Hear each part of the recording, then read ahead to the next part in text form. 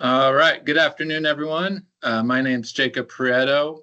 I am a substitute host for Eleonora De Maria. She's unavailable today. So I will be hosting and co-presenting today with our great team here. Just as a reminder for those seeking CFM, CEC credits, we need to be in this room for no less than 60 minutes as when the recording started. So I'm going to start with introductions. Again, my name's Jacob Prieto. I'm a chief hydrologist here with Pima County Regional Flood Control District. Great to see a big room and a lot of names I know and recognize, and some new names. So welcome, everyone.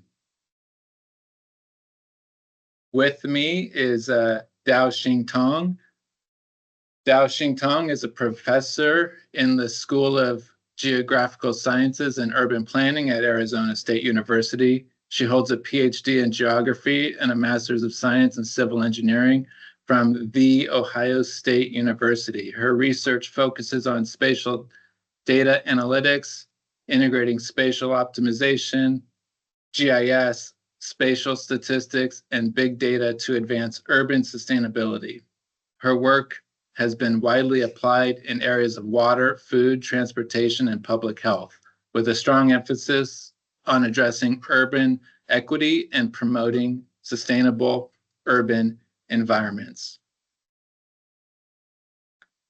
Yongqian Zhang is a PhD student in the School of Geographical Sciences and Urban Planning at Arizona State University.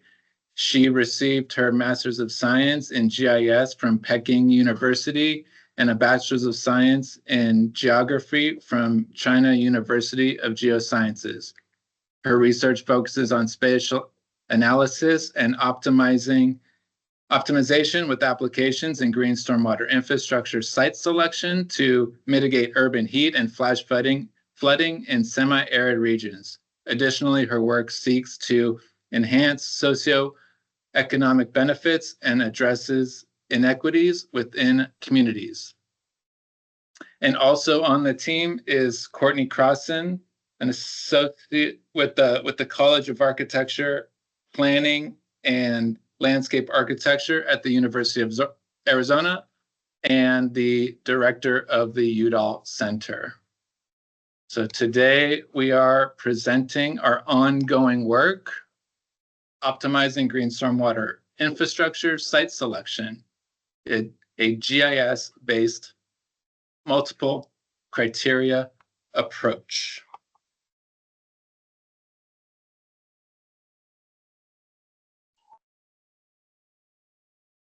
So where did all of this start? In the monsoon season of 2017 was quite a big one for us. We had a few significant rainfall events that led to flash flooding in some of our midtown neighborhoods. You could see the precipitation graph up on your right. Lot of big events, 8+ inches within the monsoon season, and this created a lot of outcry from City of Tucson residents affected by flooding, especially the Christmas Wash watershed and most specifically the Palo Verde neighborhood. That neighborhood association spoke out and was looking for solutions to the ongoing flooding that their neighborhood receives with any big rainfall events, which created a great start. Without the public interest at addressing these problems with solutions, we may not be here right now.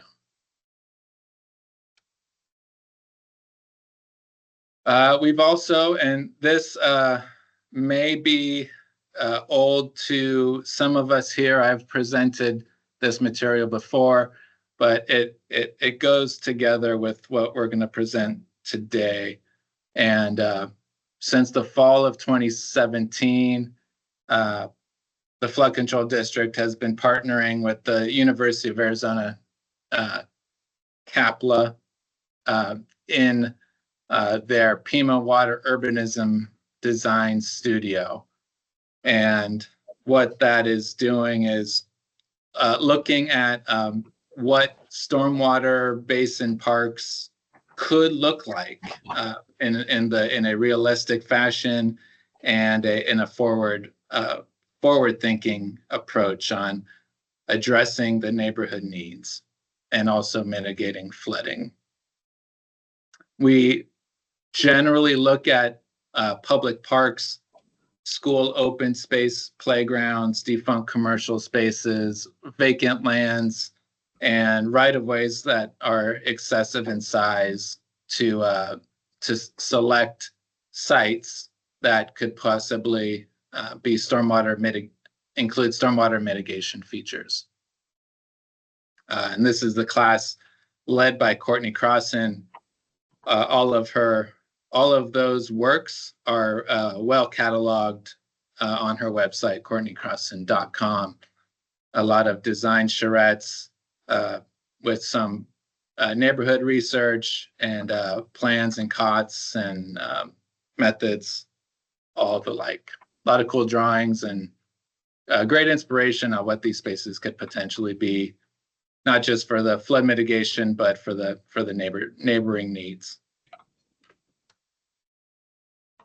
So we've built stormwater parks now. We have been since 2019 with Seneca Park, recently remarketed as Palo Verde Neighborhood Stormwater Park. These are stormwater basins that are 1 foot deep, basin areas of 1 acre, and the watershed for this site is about 40 acres. So that's kind of the sizing that we're looking for, and that's we're not doing big watershed flood control, gray infrastructure, but more on this small to medium neighborhood scale is what we're trying to accomplish. And the work that Dalshin's going to describe is optimizing site selection. So with the U of A CAPLA Design Studio as academic exercises for the students, but also for the stormwater parks that the Flood Control District invests in annually. We're using a human-based approach. Us humans would look at maybe a detailed flow 2D model, looking at your bottom left, and select these sites based on what we think is a good site to invest in for all the reasons. So that got us thinking, what other tools can we use to select these sites? Yes, I think that the human approach is valuable when investing in these sites.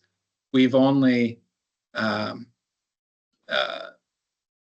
been just getting started the last few years, one a year. We're picking the easy sites now.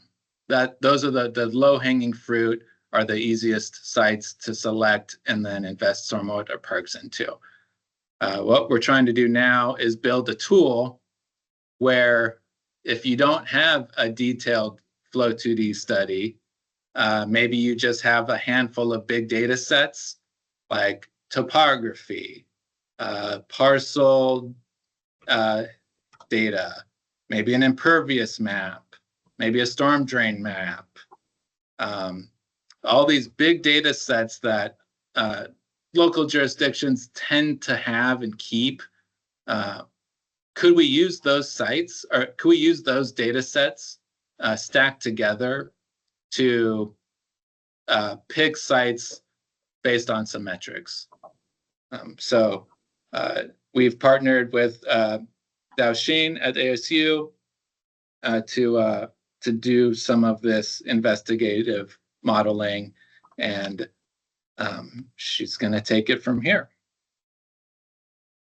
All right. Thanks, Jacob, for the nice introduction and also nice overview of the background of the project. So for the analytical part, our goals have been, as Jacob mentioned, we aim to identify a series of multi-use basins for flood mitigation in 3 critical areas of Tucson. So I'm going to talk about those 3 critical areas. And then we tested the potential of those basins. So those are the 2 major goals. So so those basins will be mainly for the GSI construction. So next, Jacob. And so this is the 3 sites we actually are going to focus on. This, I believe, Jacob, your team has identified those 3 major areas we would like to focus on based on a range of criteria. Those are the most important areas we would like to focus on for site selection.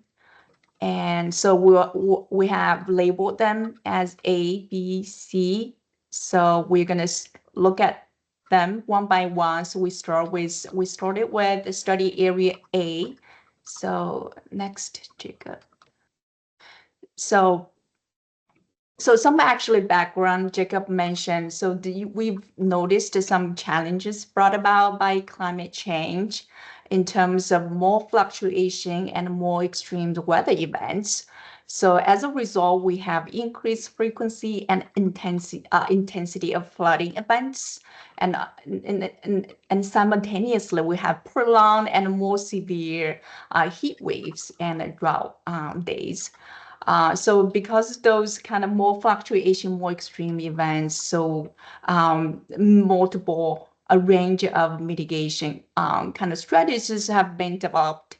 So as Jacob mentioned, one of their team's work has been focused on identifying areas for constructing those stormwater parks or GSI sites for mitigation of flooding and along with many other co-benefits. So flood mitigation is definitely one of the major goals we would like to achieve by constructing those GSI, but also we can achieve other co-benefits. So I just list several of them here. For instance, when we have trees, vegetation there, we can expand tree canopy in the neighborhood by having trees, vegetation, and also water parks there. We can improve air quality and mitigate overheat island effect and also enhance recreational spaces. I just saw one message in the chat box saying, oh, this is a beautiful park. So really, this creates a nice space for the neighborhood.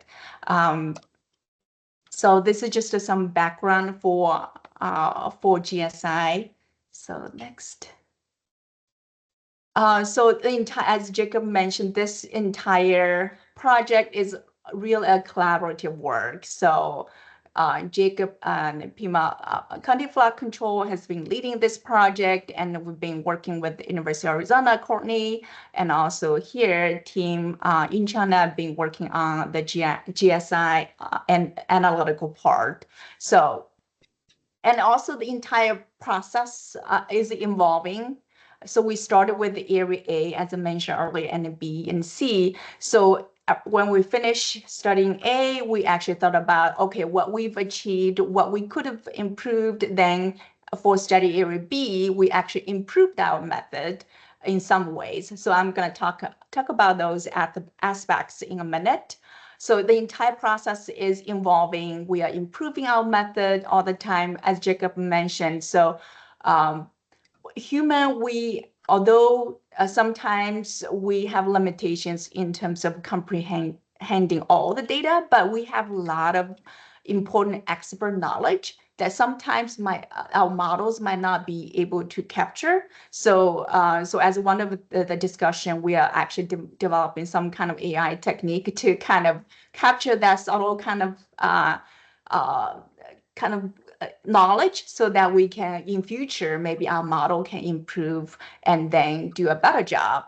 So, And we also, as I mentioned, we also consider multifunctionality of GSI in the site selection process. So in addition to flood mitigation effect, we also consider other environmental impacts, socioeconomic aspects, and also some site-specific characteristics. So we collect data from multiple sources. We actually overlay those data. We actually normalize each factor. We combine them, then compute the composite score for all the candidate sites. So this has been really comprehensive framework involving multiple criteria. So next.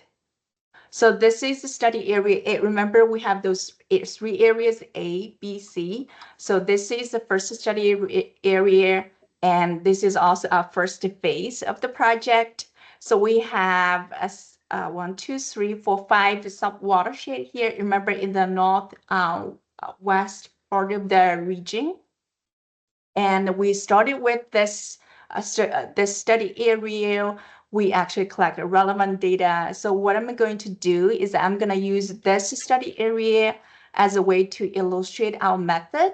And then when we move on to study area B, basically we repeated the work for most of the aspects, but we actually improved over in several aspects. I will also talk about this. But from now on, I'm going to just use study area A to illustrate the process, the analytical process we actually put together. So next.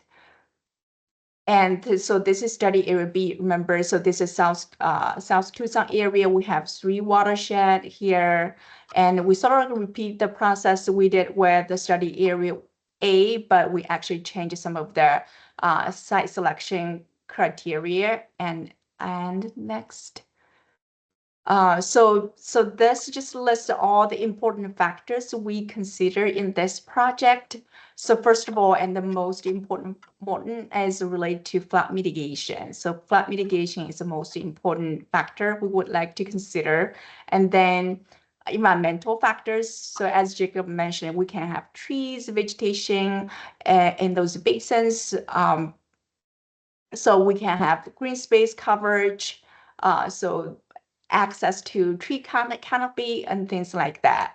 And the next factor is really socioeconomic factors. We want those spaces to be as close as possible to where people live so that we can mitigate the flooding conditions in those neighborhoods, but also having those amenities available or accessible or closer to where people live.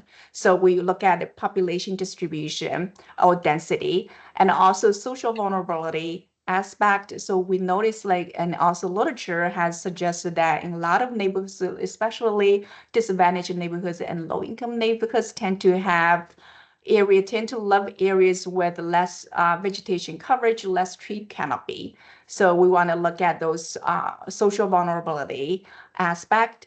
And in terms of built environment, we also look at impervious area. So because it's sort of related to heat or related to flood mitigation and related to heat, related to kind of green space coverage. But we actually look at this as a separate factor as well. And another big factor is related to site-specific characteristics. For instance, when actually this particular neighborhood was constructed. So which year this house was constructed? Maybe it was constructed before, say, 90s, so maybe 1970s. So at that time, in terms of stormwater regulation and in terms of different rules might be different in terms of managing stormwater, things like that. So we want to look at the effects due to the construction year. And also during the first stage, we looked at the ownership. So initially we thought about, okay, if we want to focus on the public land, so let's forget about the private land. So we'll talk more about this in a minute. So the ownership is one factor we consider during the first stage, and the parcel size. So how big the land is so that we can construct, remember in the picture, so Jacob has this big stormwater parks. So is a parcel big enough for us to construct certain GSI structure? And then, So combining all those factors, then we compute the composite score. So I'm going to use study area A to illustrate how those factors are considered in our approach and how we made the maps and where we collect the data. And next. So this is the overall GSI-based, GIS-based framework. So in type site selection, we can consider multiple factors, and underneath each factor. So for instance, for flood mitigation, we've looked at many dimensions as well. For instance, we use Flow 2D simulation result to look at what areas might be more likely to be flooded than other areas. We also looked at whether this parcel is in the floodplain or not, and the proximity to the storm drains. And we even consider some accessibility metrics. For instance, if it's flooded, whether the transportation networks got flooded. So the would affect people's accessibility to various other places or destinations. We also looked at, in particular, we looked at bus stops, especially because we noticed, like, for those who rely upon public transportation, those might be really critical. So we looked at accessibility to transportation, transit, especially bus stops. And for the environmental factors, so we looked at heat severity, and we looked at green space coverage, access to green space coverage. For socioeconomic neighborhoods, we specifically look at social vulnerability and various other things. Okay, so next. So in terms of data preparation, so for the first phase, we only consider public parcel land. So we actually in total, we have 362 vacant parcels, and those are only vacant parcels. And we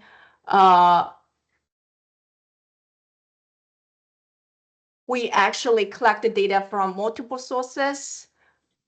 So I believe those 362 just vacant parcels, they could be public and private, because we actually, in the end, we noticed like public parcel, there are only very few parcels.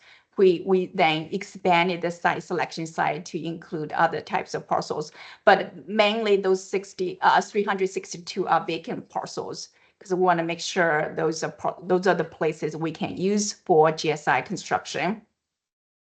And we collect data from a range of data sources. For instance, the floodplain data, we collect the data from Pima County Geospatial Data Portal, and flood accumulation data. Actually, Jacob shared the data with us. We collect the transportation network data from Pima Association Governments, and tree equity score, we collect the data from City of Tucson. Social vulnerability data, we collect the data from CDC, and population from Census Bureau, and other data. We also collect parcel data from Pima County Geospatial Data Portal. So as you can imagine, we collect a range of data from different data sources so that we put them together and do the analysis. And sometimes data collection could be really challenging. So in this case, we're just so lucky to have Jacob to help us collect a lot of data. So when we work with work on other projects, sometimes data collection could actually take more than a year, or sometimes to get the data, or even we need to go to the field to collect the data. So sometimes, or maybe we need to collect remote sensing data to do the reclassification and things like that. So in this case, in Tucson, has been really exceptional in terms of collecting all the data and maintaining all the data. And for the flooding assessment, remember we have many those like multiple criteria. And then for the flooding conditions, the first analysis we did is related to flooding assessment. We simulate this 5-year precipitation event using Flow 2D and look at what areas will be flooded. We use a threshold of 0.25 feet as the threshold to see whether an area is flooded or not. Then we compute the percent of flooded area in a neighborhood. Then you would imagine, we actually made a map here. So you can see here, the higher the value, the more area that neighborhood will be flooded. So the biggest is 1, actually. You see some areas, you have really dark color. The area means you have more area flooded during those precipitation events. So you'll see a lot of variation in terms of flooding neighborhoods. So this is actually, although I'm actually at Arizona State now, I used to live in Tucson. I worked at University of Arizona for about 10 years. When it rains, actually, sometimes some neighborhoods got flooded, some neighborhoods might be better. And also sometimes, because I used to live in west part of town, when I actually tried to come to campus, actually one wash will actually be flooded. So when it rains, I have to kind of choose a different route because I know I cannot pass that. I cannot use that particular road. So with time, I've developed my own kind of strategies in terms of driving and things like that. So this because of the terrain and also the elevation of different neighborhoods and the roads. So you will actually see this fluctuation of or variation in terms of flooding conditions in the area.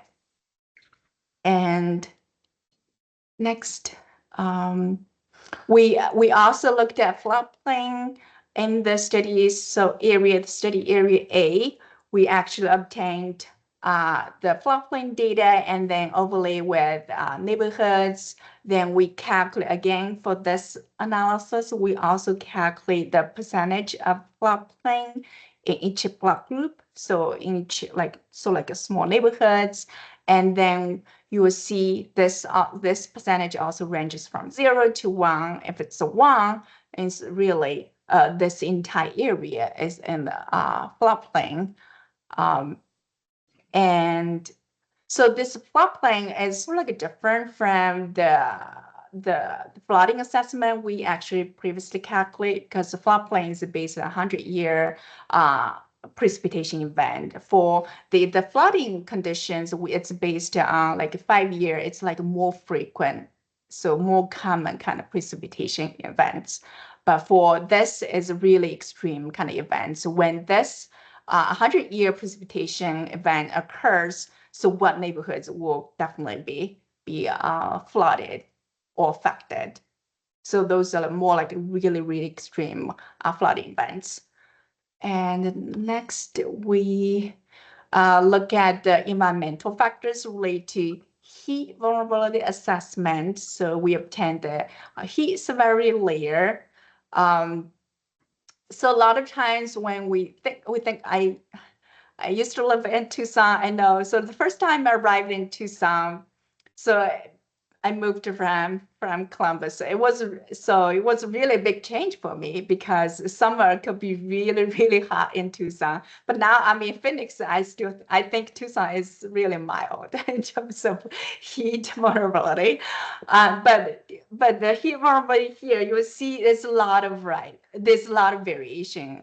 Although yeah, so you see the temperature might be similar across the town in this small area, but because of various factors related to tree canopy, related to housing conditions, and some other factors, you see this quite substantial variability in terms of vulnerability.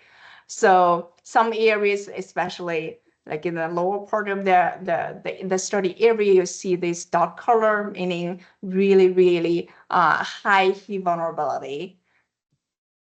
So this also indicates like it's a combination of like a temperature, but also the lacking tree canopy and other mitigation infrastructures in those areas.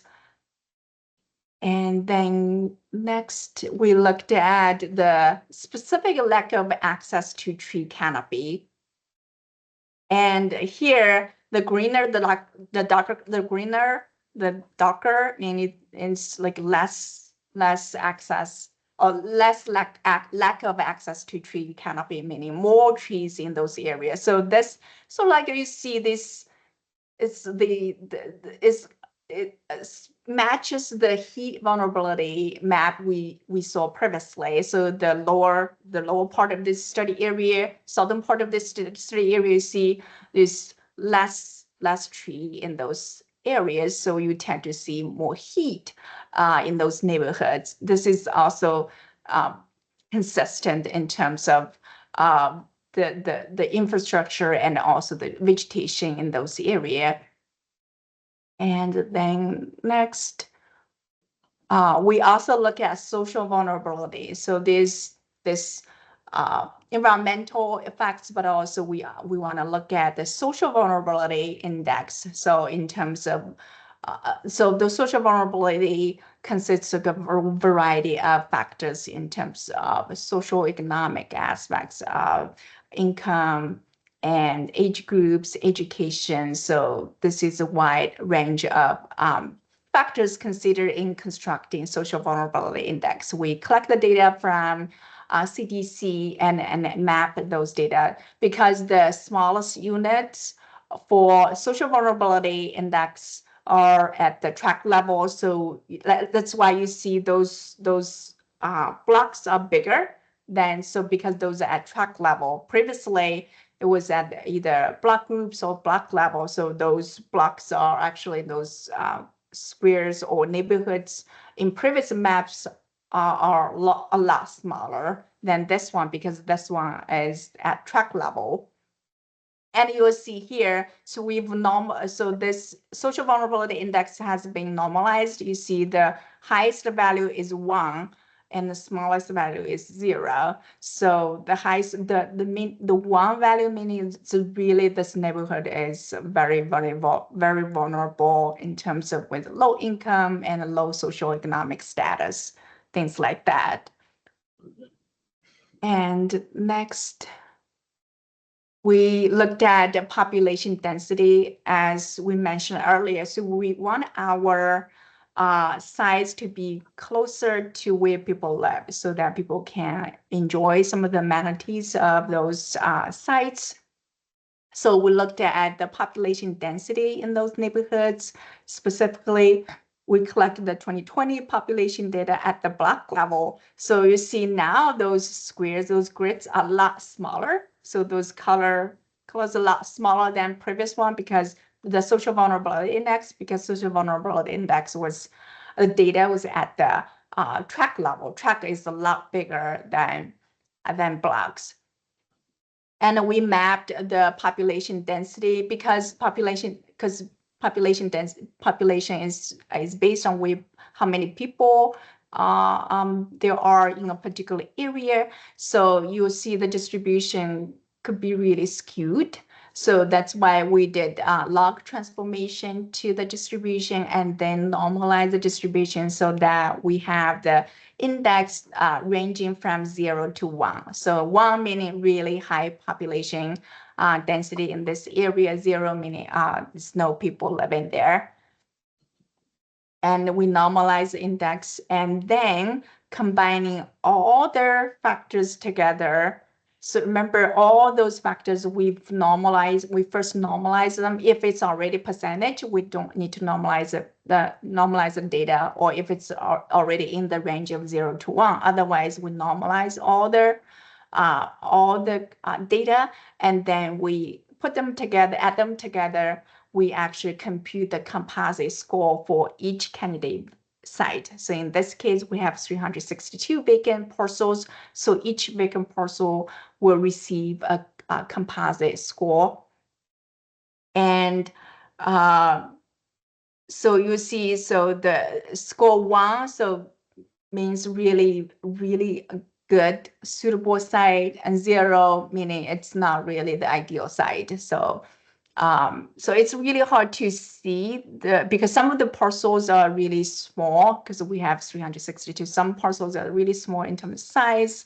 And so next we are going to show the top 10 sites actually selected by this particular method. So this is just a map of the 10 sites we selected. So you see in this ellipse, ellipse include actually 8 sites. Those 8 sites are located near the major streets where flooding has been frequently observed. So sort of like serves the purpose, the major purpose of this project, aiming to mitigate flooding events. And actually, so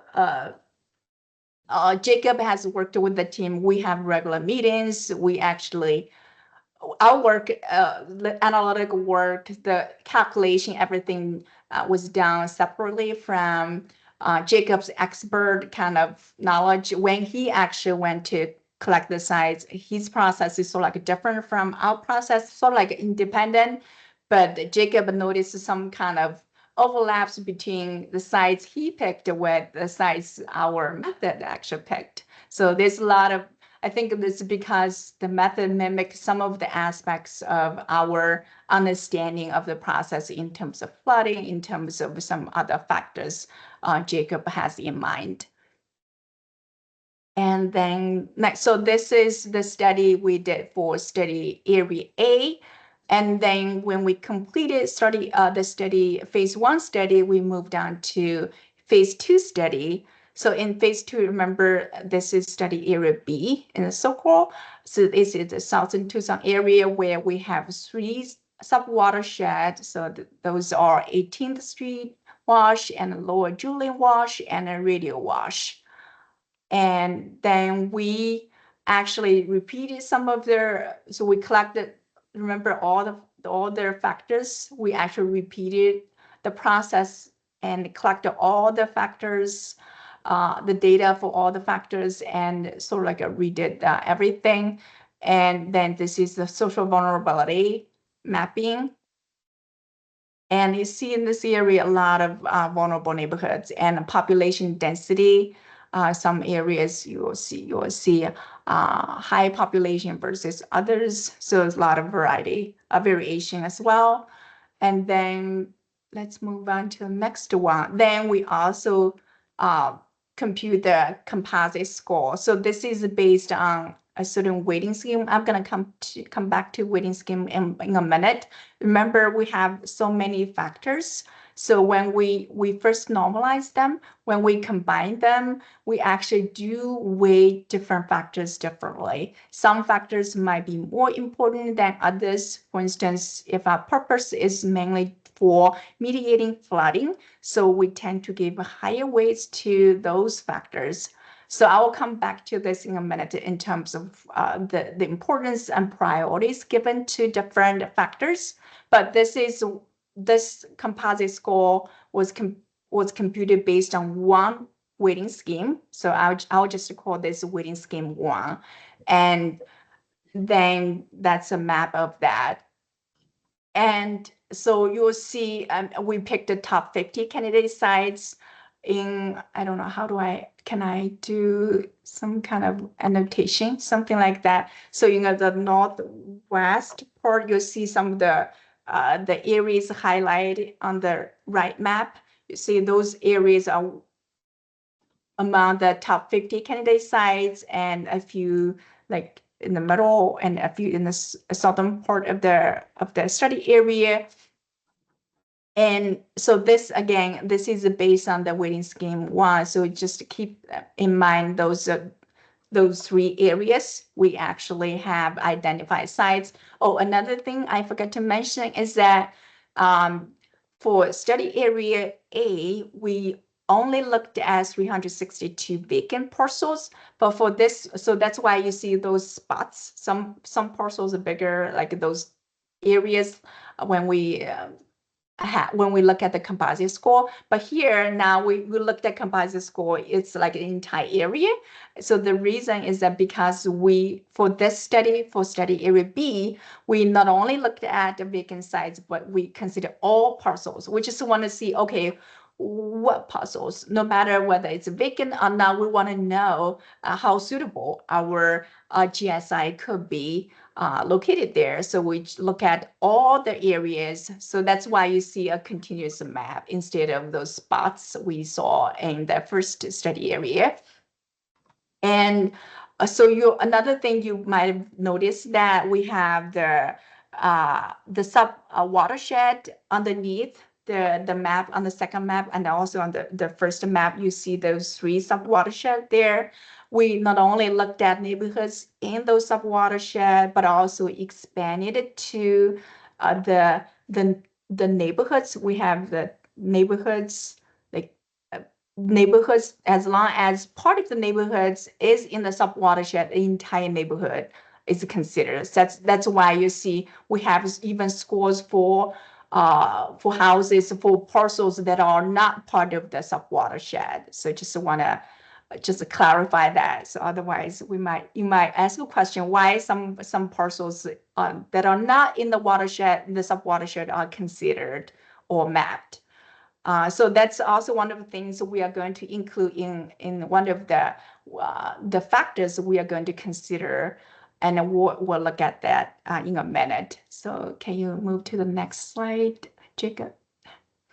So this comes to the weighting schemes we considered for both study areas. One factor, so the flooded area factor, we consider in area 1. So because the simulation was conducted by one of my former students using Flow 2D, and we did that study in the main city of Tucson area, but we don't have that data for South Tucson. So that's why we didn't include the simulation data in area B. And because we don't have the 5-year precipitation event simulation, so we did not do the evaluation based on for transportation networks. So that's why we don't have the flooded area for study area B. We don't have the flooded area. We don't have the distance to the transportation network. But all other flooding condition assessments are included, including floodplain area, flow accumulation. We looked at the flow accumulation because flow accumulation is sort of like based on terrain, the elevation. It gives us some kind of a pretty good idea about where water flows and where you tend to see accumulation of water. So this will sort of like substitute the flood area assessment, because we know where water flows and we know how much water we tend to see in an area. So we know because we know the terrain. So the flow accumulation sort of gives us a really good idea about where water will accumulate and what areas will be flooded. And then we also have the distance to storm drain. And we still have, for study area B, we have heat severity, lack access to tree canopy, social vulnerability, population density, house construction years still there. So one other thing we consider in study area B is open space.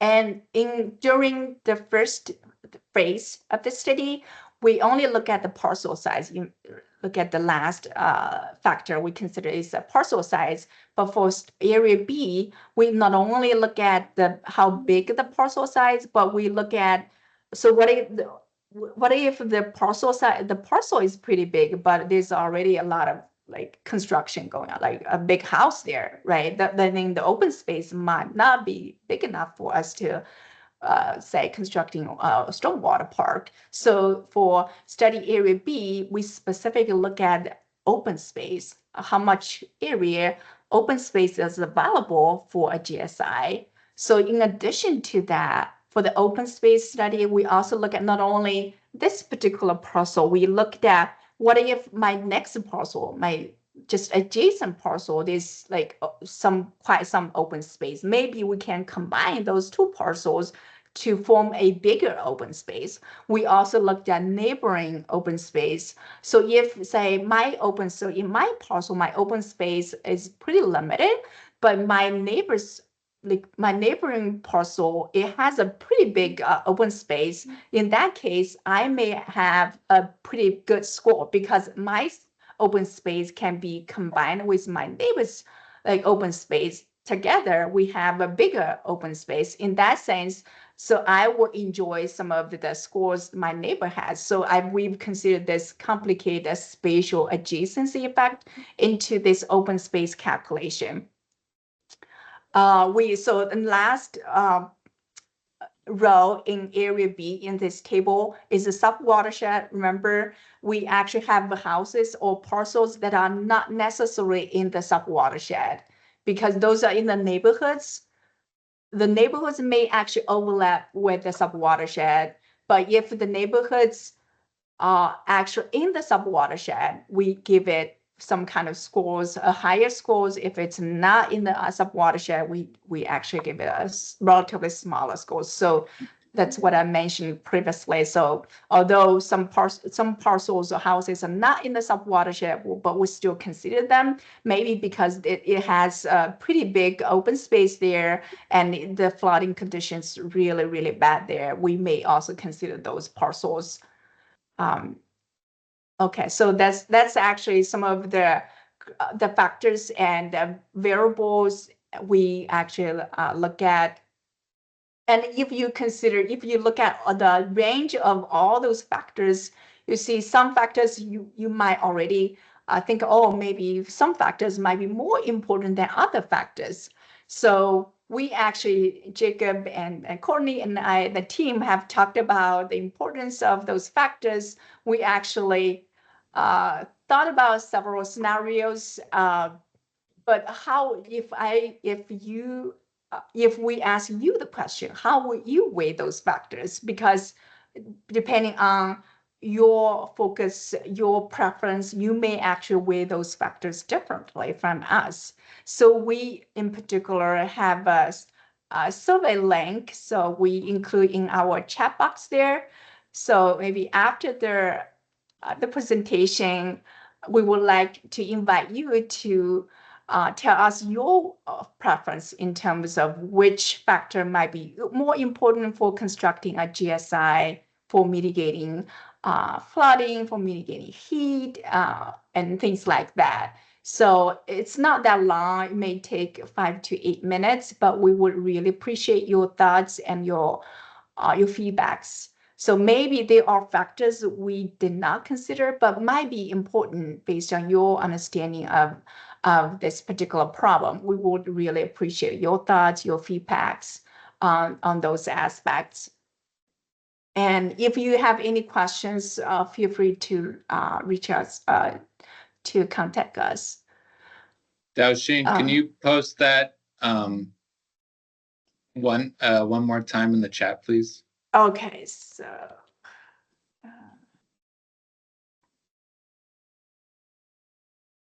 yeah. So I just posted the link. Can you guys see that? No.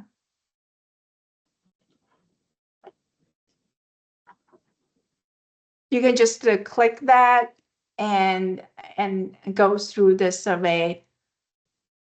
And for the last question, maybe the last two questions, one of the questions is about this. So that's one of the things I'm going to talk about now. So let's say we have a total, so in this weighting schemes, we have a total score of 1. And then this just gives us how we distribute the weights to different factors. So for instance, for the flooding condition assessment, we have 1, 2, 3, 4, 5, 6, those 6 different dimensions. If we add them together, we have about 0.4 or 0.5 kind of weights. So we, as you can see, we really give higher weights to flooding conditions. And then for other factors, heat severity, we give 0.1, 0.1, and then housing construction year, 0.025, and parcel size, 0.05. So for in the survey, we actually give a score of total 10. So which is very similar to this one here. So we ask you, how would you distribute those 10? So let's say you have a total of 10 points. And in the survey, we ask you to just instead of going through those many different factors, we ask you just to distribute the 10 points to 6 categories, to 6 factors. So you can give, for instance, flooding conditions, you can give 0.1. Maybe flooding isn't really a big deal for you, so maybe you just give 0.1 to flooding. But if you think heat is really, really big deal, so I would like to give 0.5 to heat. So in that case, so because in the survey we have a total of 10 points, you can give say 1 point to flooding conditions, then 5 points to heat, and then parcel size. If you think a parcel is how big the parcel is important, so maybe I give 3 to parcel size. So you got the idea. So you have 10 points. You can distribute those 10 points. You can even say, oh, I give 5.5 to flood conditions because I think flood conditions are really, really important. So you can have decimal places as well. So this is the weighting scheme we actually came up with for study area A, and that's how we use this scheme to actually generate the map you saw previously.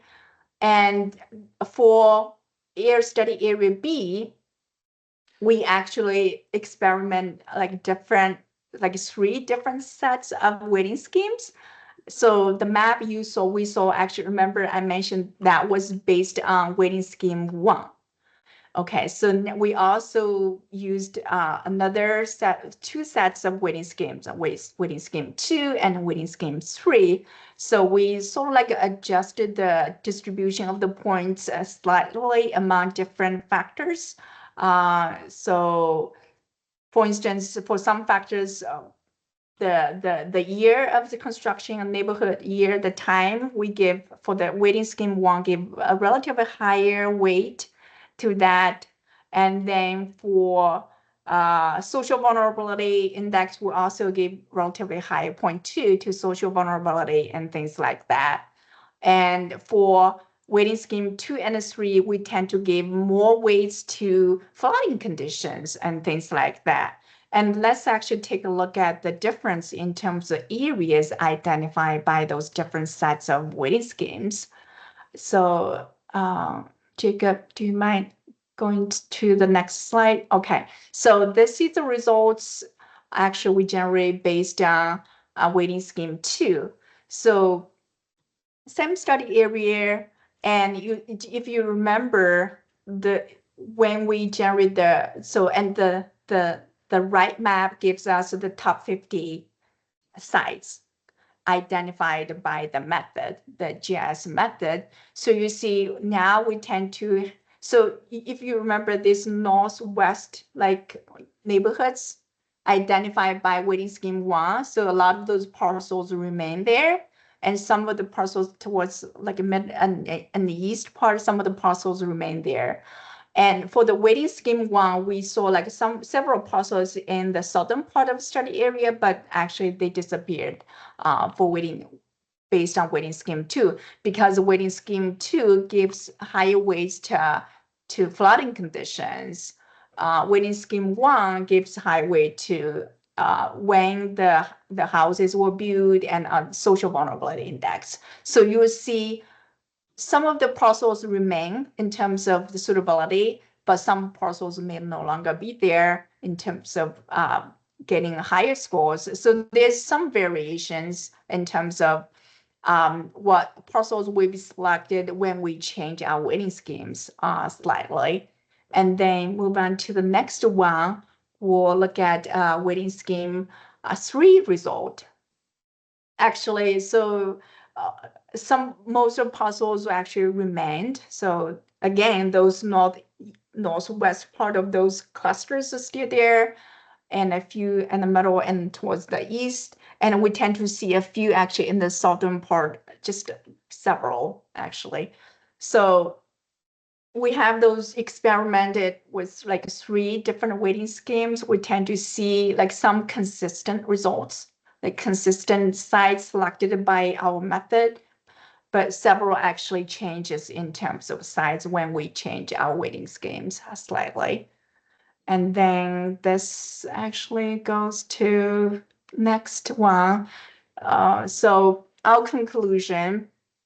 So our study incorporates the multifunctionality nature of GSI and provides a comprehensive framework for GSI site selection. So in addition to for mitigation, we looked at a variety aspects of the functionality that GSI can provide. So our method demonstrates the effectiveness of the method in identifying key sites for GSI. So we've worked very closely with PIMA flood control with the team to look at those sites and to discuss the methods, discuss the validity of the weighting schemes. And as you can see, we also notice the importance of priority scores in the site selection process. Although some of the sites remained when we change our weighting scheme, but some sites will actually will change when our weighting schemes are different. And so that's why we really appreciate. So the weighting schemes we generate are based on our understanding of the importance of GSI, but we would really appreciate your input, your feedback about how you think about the GSI site selection. So we would really appreciate if you can actually fill out the mini survey we put together. And so we would imagine the method can be applied and extended to siting of other types of infrastructures to enhance urban sustainability. So we really look forward to potential collaboration with the future projects on similar topics or maybe relevant topics. And with that, thank you guys so much. Yeah. Thank you, everyone. Just a couple notes. The study areas, A, B, and C, those were determined off an analysis that Pima County was required to do to support our MS4 permit for stormwater mitigation. So at the before this study, flood control with the direction of our GIS manager Ken Mates, we did something very similar to this at the watershed scale only, and that's kind of what got us thinking: could we downscale this watershed assessment based on similar factors?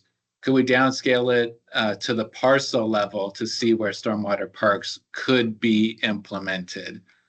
So that's what we're doing. This is year 2 of a 3-year study. Year 1 was let's just get it off the ground, find the big data sets to use. Now we're in year 2. Let's improve the process and get some stakeholder input. And next, we'll be moving into year 3, where we need to put a complete package together. And then hearing some input from some colleagues like Nicole Casebeer, we may have gone over our skis with using such big data sets to address parcel specific priorities. So what we look to do is to use this information to kind of step away from the parcel level and then move to the neighborhood association level, and maybe give neighborhoods a GSI score or GSI opportunity score where we could do outreach there. So please please help us with that survey, and open to any discussion or conversation while we're all still here. So thanks, everyone.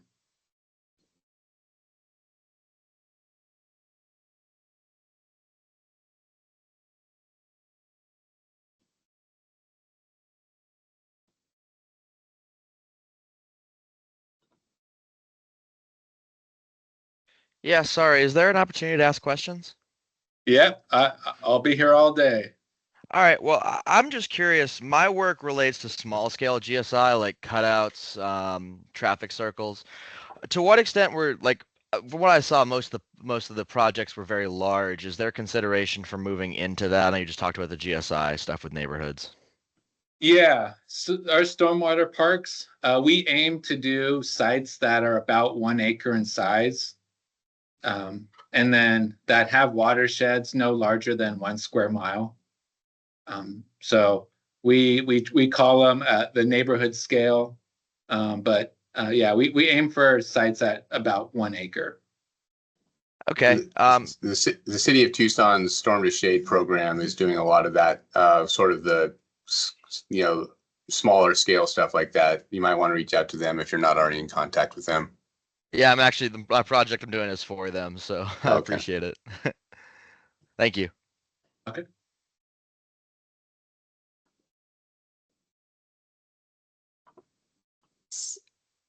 So Laurie, I saw a question asking whether the link can be shared with some coworkers that would be interested. Yeah, please feel free to share the link with anyone you think might be interested in the work. We would like to hear your thoughts and your feedbacks. Of the recording. Oh, the recording. Okay, not the survey link. Yeah, well, please feel free to share the survey. But Lori, if you want to get, yeah, I could get you the recording, which is ending right now. Thank you.